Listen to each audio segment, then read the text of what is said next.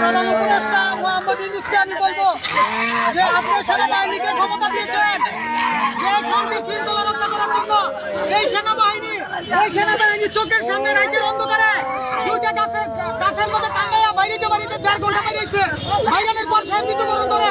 এবং আমি একজন শিক্ষক, সহকারী শিক্ষক প্রাথমিক বিদ্যালয়, বারবার বলার পর তারা আমাকে গাছের সাথে বেঁধে রেখেছে 1.5 ঘন্টা গাছের সাথে বেঁধে রেখে তারা একা আমার শালাকে 1.5 ঘন্টা যাবত পিটাইছে। সে বারবার বলতেছে আমি মরে যাবো না, আমি মরে যাবো, আমার পানি দেন, আমার লেবু দেন। তারা পানি দেয় না, তারা লেবু দেয় না।